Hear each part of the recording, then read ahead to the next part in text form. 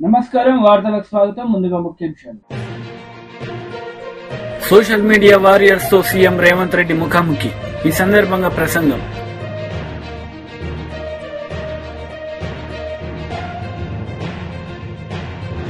విద్యాశాఖ మంత్రి బొత్స సత్యనారాయణ మీడియా సమావేశం, పలు అంశాలపై వివరణ.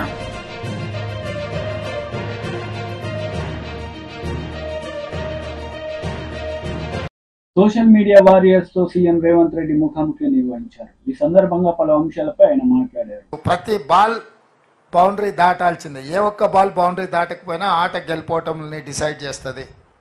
అట్లనే మీడియాలో న్యూస్ పేపర్ ఉండేది. మొదట్లో 24 గంటలకు ఒకసారి పేపర్ వచ్చేది. నెక్స్ట్ డే పొద్దున రోజంతా జరిగిన వాటిని తీసుకొని రాత్రికి ప్రింట్ అయ్యి నెక్స్ట్ డే పొద్దున వచ్చేది. అంటే 24 గంటల తర్వాతనే వార్త మనం చదువుకునేటోళ్ళం.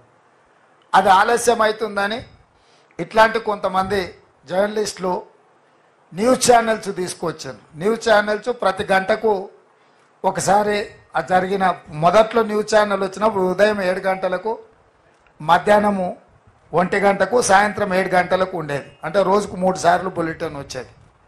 ఇది కూడా కష్టం అని చెప్పి 1 అవర్కి వచ్చేసింది. ప్రతి గంట 7 గంటలకు, 8 గంటలకు, 9 గంటలకు, 10 గంటలకు ఇట్లా వార్తలు చూపించే పరిస్థితి వచ్చింది. అయినా వార్తలు ఇంకా వేగంగా ప్రజలకు చేరడానికి ప్రతి నిమిషం కాదు, ప్రతి సెకండు ప్రపంచంలో ఏ మూలలో ఏ సంఘటన జరిగినా వార్తా రూపంలో బయటకు వస్తుంది. అదే social media. On the spot, even 1 second కూడా ల్యాప్స్ లేకుండా ఎక్కడికక్కడ ప్రజలకు తీసుకెళ్తున్న విధానమే ఈరోజు సోషల్ మీడియా. అంటే ఫార్మాట్ మారిపోయింది.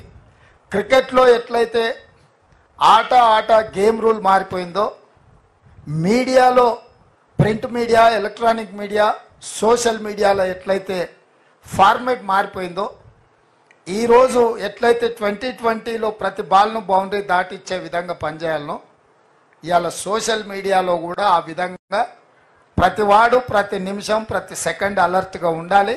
సమాచారాన్ని అందరికీ చేరవేసే విధానం వచ్చింది. దీన్ని మీరు గుర్తించిండ్రు, దీన్ని మీరు ఉపయోగించిండ్రు. దీనివల్ల మీరు ఫలితాన్ని కూడా డిసెంబర్ 3 అందరూ చూసిండ్రు. నాయకులు చాలామంది అనుకుంటారు మేము చాలా ఉపన్యాసాలు ఇచ్చినాం, చాలా ఊర్లు తిరిగినాం, మేము చాలా కష్టపడ్డాం కాబట్టి ప్రభుత్వం వచ్చింది అని. మీరు ఎన్ని ఉపన్యాసాలు ఇచ్చినా, మీరు ఎన్ని గంటల సేపు మాట్లాడినా, కోట్లాది ప్రజలకు చేరవేసిన మీరే అత్యంత కీలకమైన పాత్ర పోషించారు. నాయకులకు ప్రజలకు అనుసంధానకర్తలుగా మీరు వ్యవహరించారు. అంటే భగవంతుడికి భక్తుడికి అనుసంధానం అంబికా దర్బార్ బత్తి అని. సో నాయకులకు ప్రజలకు అనుసంధానకర్తలుగా సోషల్ మీడియా వారియర్స్ ఉండి ఈ ప్రభుత్వాన్ని తీసుకొచ్చిండ్రు. ఈ ప్రభుత్వాన్ని, ఈ పార్టీని అధికారంలోకి తేవడం అనేది సెమీఫైనల్స్ మాత్రమే. ఫైనల్ గేమ్ ఇప్పుడు ఉన్నది. ఫైనల్స్ ఇప్పుడు ఆడుతున్న మోడీతో ఆడుతున్నది మనం ఫైనల్స్.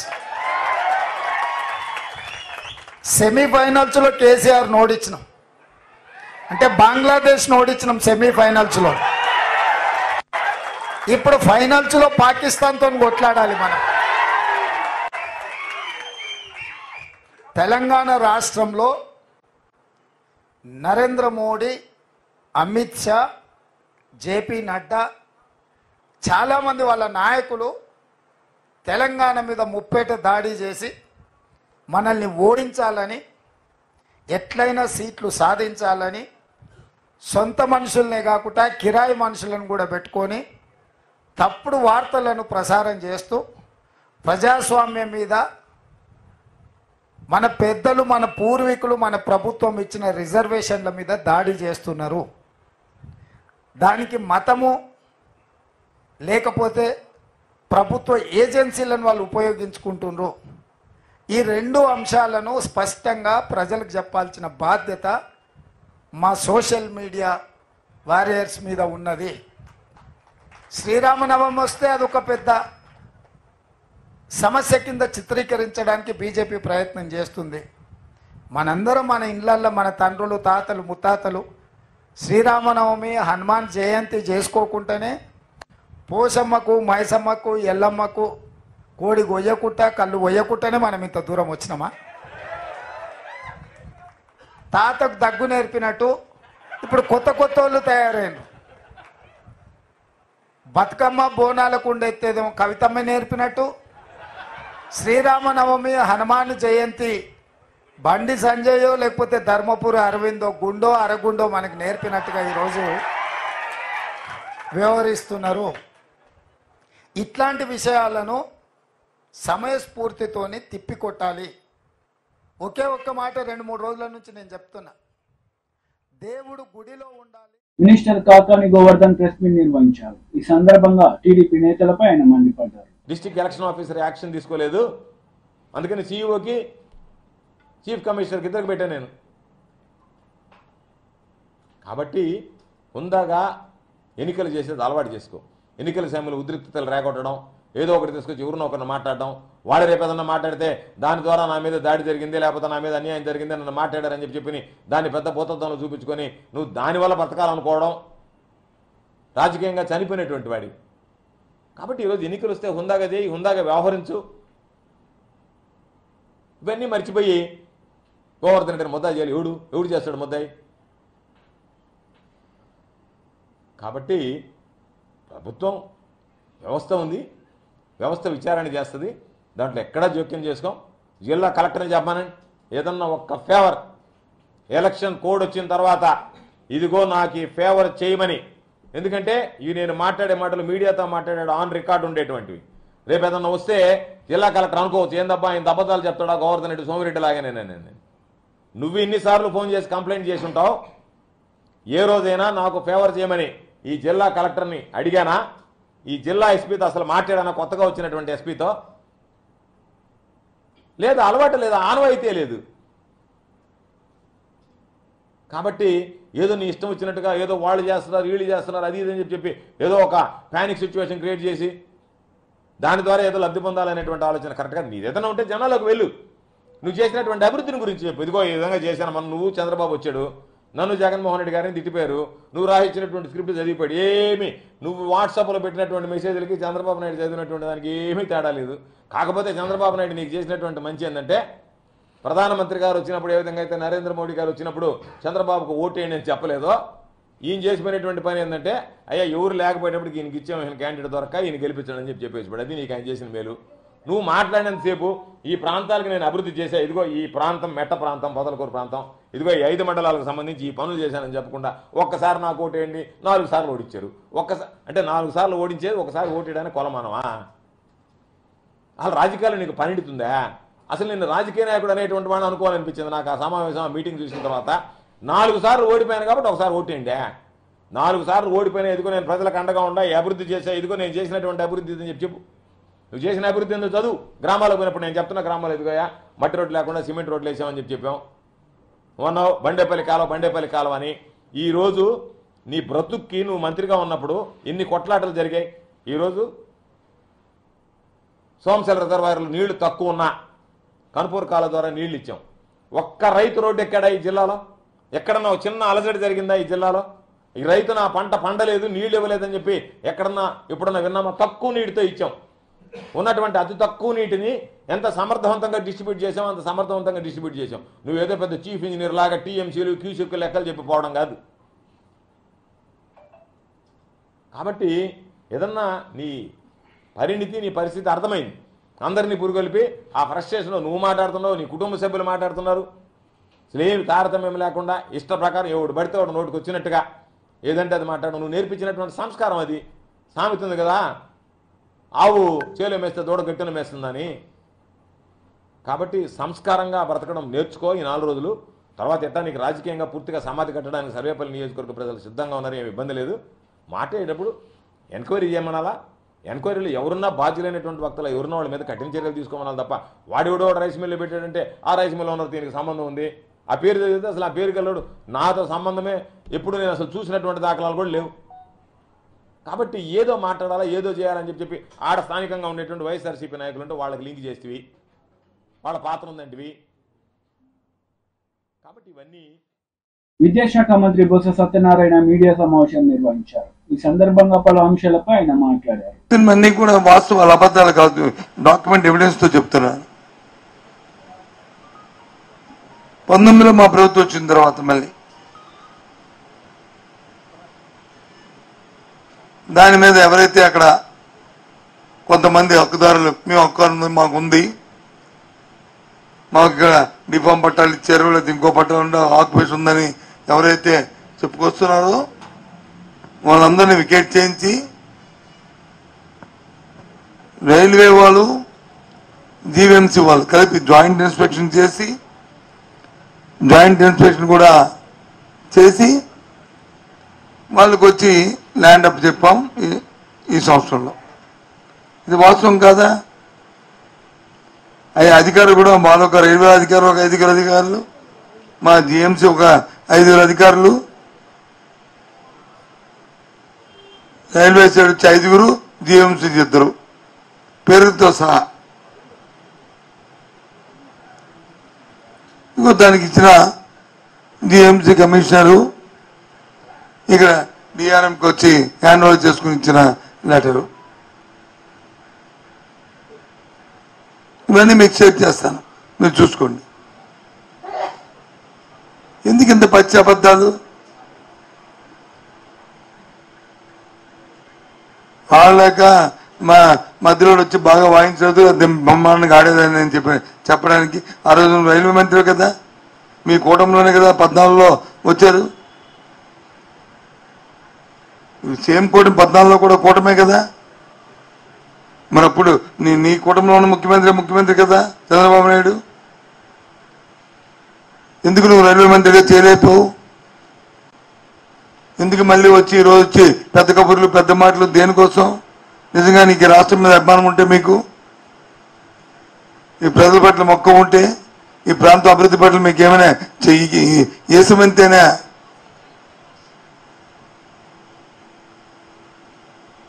మీకు సదాభిప్రాయం ఉండి చేయాలని తపనుంటే ఏదో నేను కేంద్ర మంత్రిని వచ్చి మాట్లాడితే అది చెల్లుతుంది, నాకున్న డప్పా కొట్టిన ఆ 2 పత్రికలు ఈనాడు, ఆంధ్రజ్యోతి, లేకపోతే T5 లేకపోతే ఏబిఎన్, ఈనాడు వేస్తారు అనుకుని ఈ డప్పాలు ఎందుకు చెప్పు?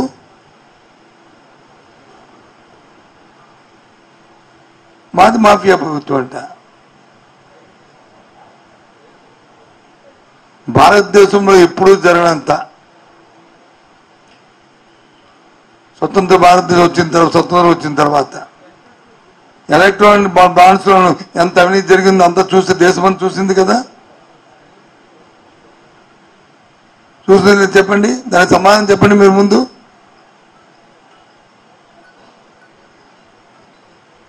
వేల కోట్ల రూపాయల్ని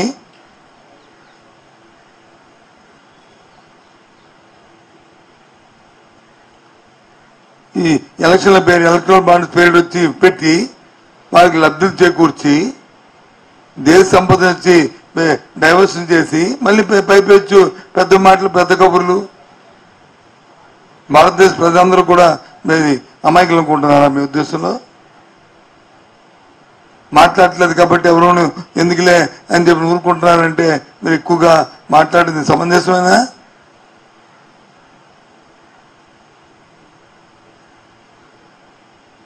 ఇప్పుడు జ్ఞాపకం వచ్చిందా మీకు? దయచేసి ఆ మాటలను తీవ్రంగా ఖండిస్తున్నాం. ఒకసారి మనమేటో చూసుకుని అప్పుడు ఎదుటి వరకు మాట్లాడాలి. మనమేదో పవిత్రవంతులం, నీతిమంతులం, ఋషిభంగంలో అనుకొని ఎదుటివాడి మీద వచ్చి ఇది చెప్పడం కాదు.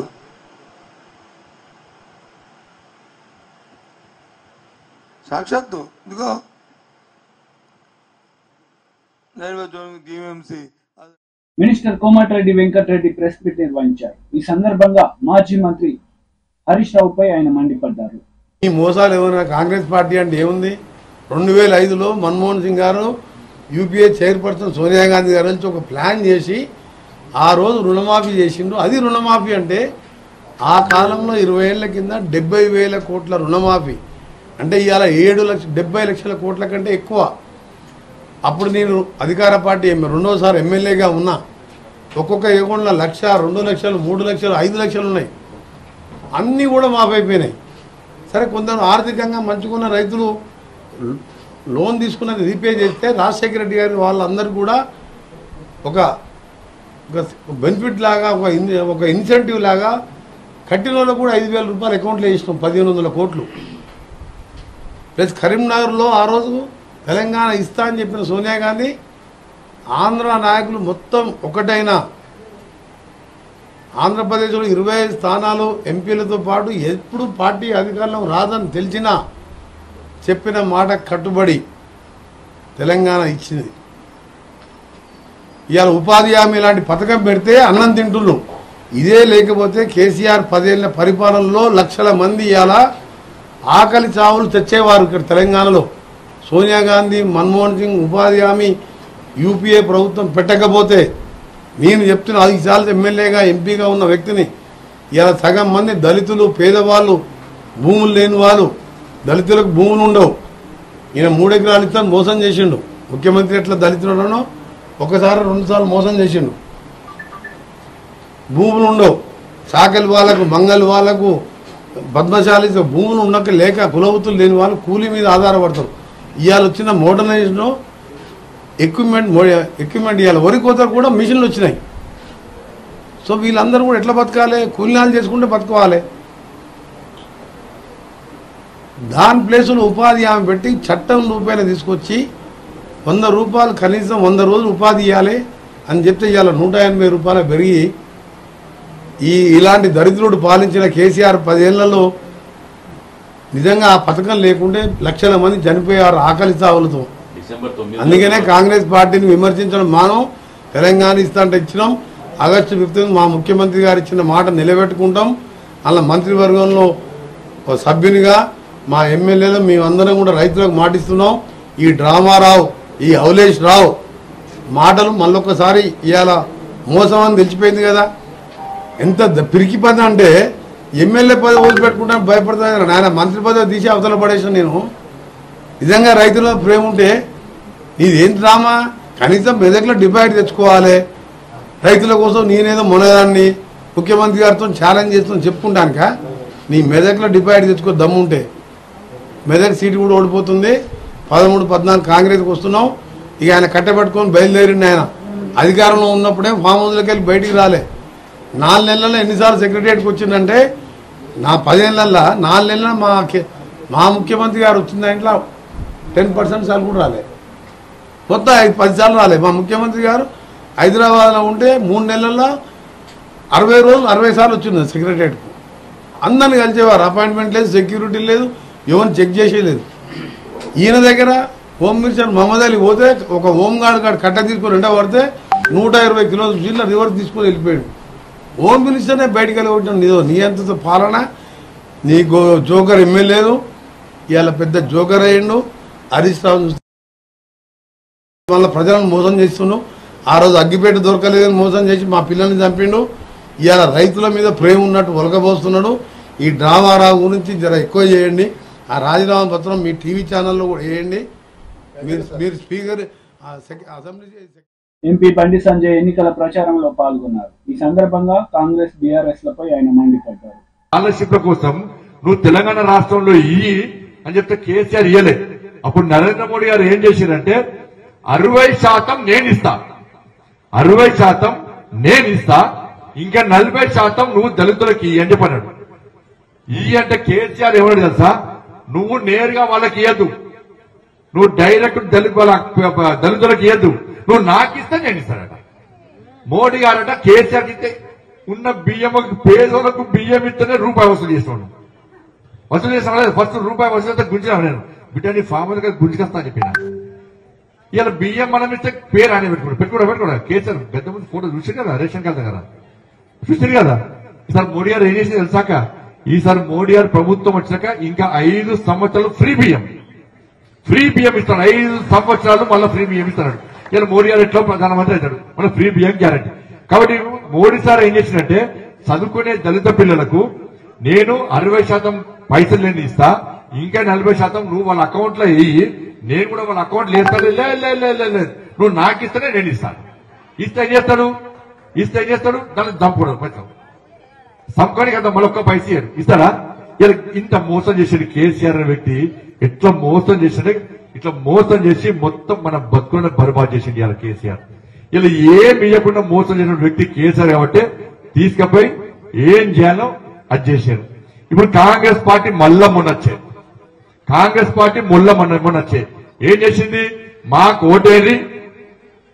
కోటేది మేము గెలిచిన వెంటనే 100 రోజుల లోపల అంతకుముందు ఇది ఇందిరా అభయహస్తం అని ఇందిరా అభయహస్తం పేరు మీద ఒక్కొక్క దళితునికి ఏం షూటీ లేకుండా 12 లక్షల రూపాయలు ఇస్తాను.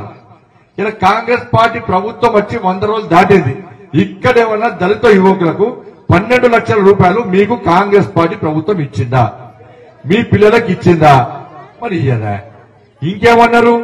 5 లక్షల రూపాయలు 6 లక్షల రూపాయలు ఎస్సీ ఎస్టీలకు జాగా ఇల్లు కలిపి 6 లక్షల రూపాయలు ఇస్తున్నారు.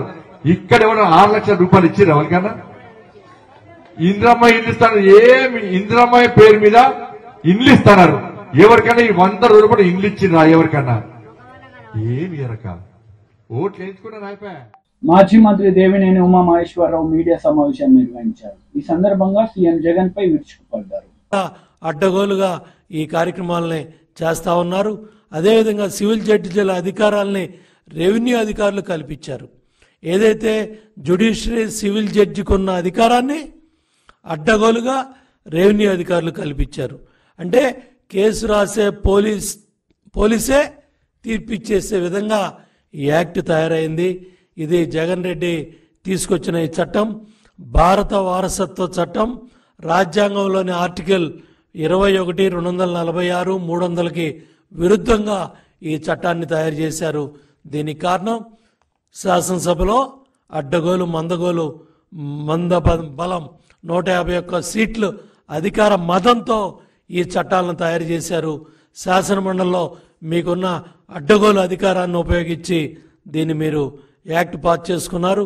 దీనివల్ల భూ యాజమాన్య హక్కుల్ని రెవెన్యూ అధికారులు ఏదైతే నిర్ణయించకూడదని సుప్రీంకోర్టు తీర్పుకి విరుద్ధంగా ఈ యాక్ట్ని తయారు చేశారంటే ఏ విధంగా జగన్మోహన్ రెడ్డి రైతాంగం పట్ల, రైతుల పట్ల, మరి పేద రైతాంగం వాళ్ళ హక్కుల్ని ఏ విధంగా కోల్పోతారో సుబ్బారావు అనే రైతు ఒంటిమిట్ట ఆ ప్రాంతంలో ఆ కుటుంబం యొక్క జరిగిన సంఘటనే ఈ రాష్ట్రంలో ప్రతి ఒక్కళ్ళను కూడా కదిలిస్తూ ఉంది.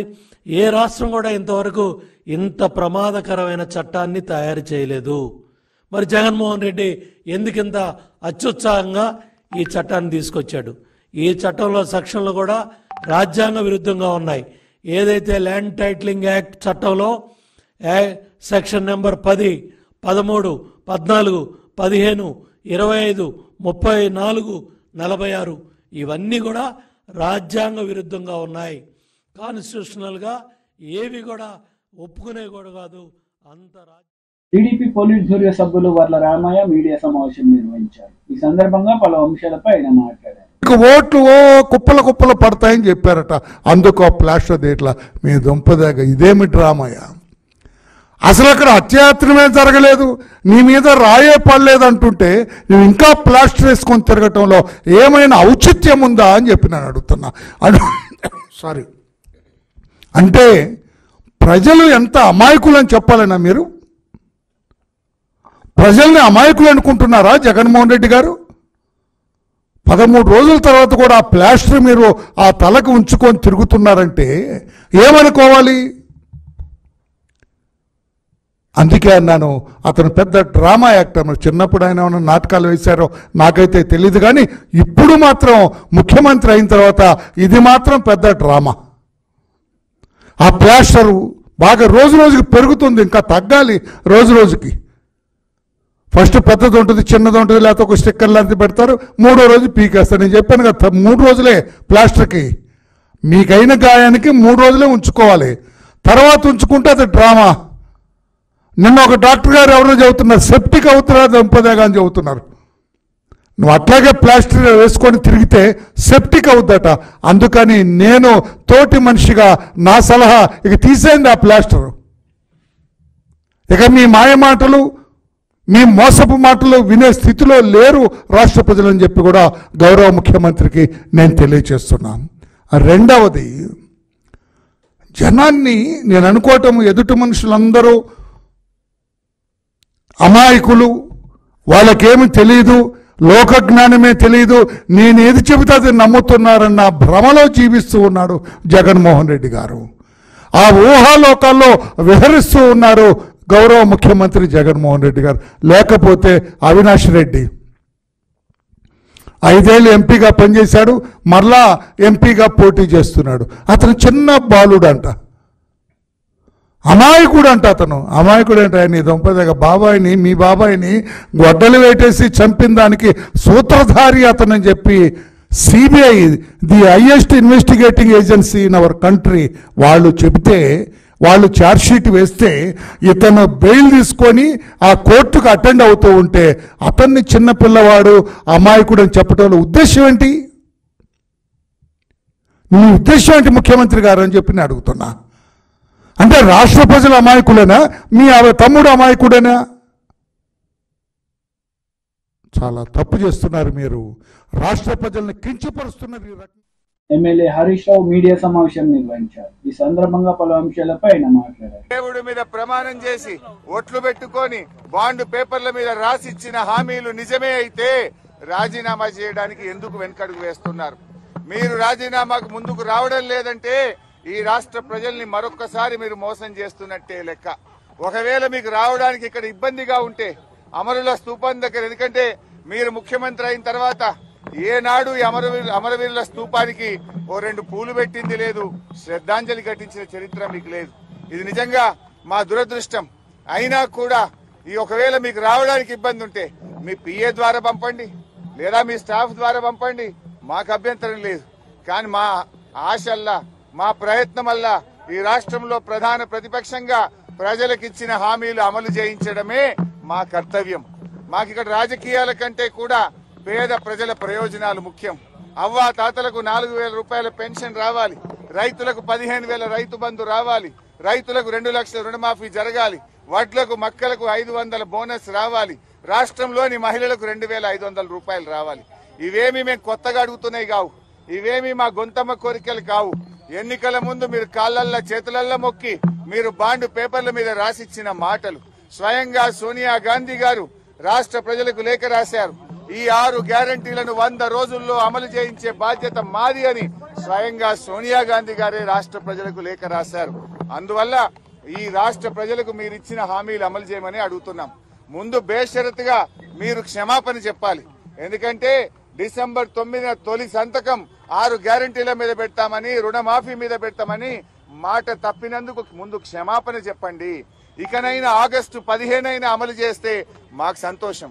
నా ఒక్కడికి ఎమ్మెల్యే పదవి కంటే ఈ రాష్ట్రంలో లక్షలాది మంది ప్రజలకు 4,000 ఆసరా పెన్షను, 4,000 నిరుద్యోగ భృతో, 2,500 రూపాయలు మహిళలకు, 2 లక్షల రుణమాఫీ జరిగితే నేను సంతోషపడతాను. 5 ఏళ్లు నాకు పదవిలో లేకపోయినా కూడా రాష్ట్ర ప్రజలకు మేలు జరిగితే నాకు అంతకంటే ఆనందం ఇంకోటి ఉండదు. అందువల్ల నేను రాజకీయాలకు అతీతంగా స్వచ్ఛందంగా ముందుకొచ్చాను. నేను స్పీకర్ ఫార్మెట్ లో కూడా నా లెటర్ ఇవ్వడానికి నేను సిద్ధంగా ఉన్నా. ఇవాళ నీ డిమాండ్లను ఇవాళ ఇక్కడ ఉండే జర్నలిస్టుల చేతిలోనే నా రాజీనామా పత్రాన్ని పెట్టి వెళ్తా ఉన్నా. స్పీకర్ ఫార్మెట్ లో రాజీనామా ఆమోదించుకొని పదవికి దూరంగా ఉండడానికి నేను సిద్ధం. కానీ నువ్వు మరి ప్రజలకు ఇచ్చిన మాట నిలబెట్టుకోవాలని కోరుతా ఉన్నా. 6 గ్యారంటీలు 100 రోజుల్లో అమలు చేస్తామని బాండ్ పేపర్ల మీద రాశారు. చట్టబద్ధత తెస్తామని చెప్పారు. మొదటి రోజే సంతకం పెడతామన్నారు. ఇది సోనియా గాంధీ తల్లిగా ఇచ్చే మాట అని చెప్పి రాష్ట్ర ప్రజలకు మీరు హామీ ఇచ్చారు. ఆ హామీలు అమలు చేయాలని మరొక్కసారి నేను కోరుతా ఉన్నా. మీరు రావడం రాకపోవడం మీ విజ్ఞత. ఒకవేళ మీరు రాకపోతే ఇక్కడ అమరవీరుల స్తూపం దగ్గరికి వస్తే పూలు పెట్టాలని మీకేదైనా బేసిజాలుంటే కనీసం మీ స్టాఫ్ ద్వారానైనా మీ రిజిగ్నేషన్ లెటర్ పెట్టండి. నేను ఇక్కడ ఉండే జర్నలిస్టులకే నా రాజీనామా లేఖ ఇచ్చిపోతున్నా. మా జర్నలిస్టులే తెలంగాణ ఉద్యమకారులు. తెలంగాణ ఉద్యమంలో మా జర్నలిస్టులు, మేధావులు అద్భుతంగా పోరాడారు. వాళ్ళ చేతిలోనే నా రాజీనామా లెటర్ పెడుతున్నా. నువ్వు అమలు చేస్తే వాళ్ళు నేరుగా నా లెటర్ ను స్పీకర్ గారికి ఇవ్వచ్చు. ఒకవేళ మీరు కూడా పెడితే అది మీ పెద్దరికాన్ని నిలబెట్టది. ఒకవేళ మీరు రాజీనామా లెటర్ ఇవ్వకపోతే అది మీరు మరొక్కసారి దేవుళ్ళ పేరు మీద ఈ రాష్ట్ర ప్రజల్ని మోసం చేస్తారని భావించాల్సి ఉంటుంది.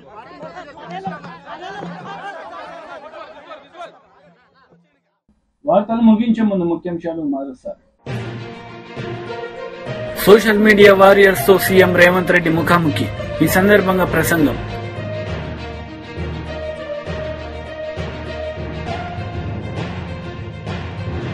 విద్యాశాఖ మంత్రి బొత్స సత్యనారాయణ మీడియా సమావేశం, పలు అంశాలపై వివరణ.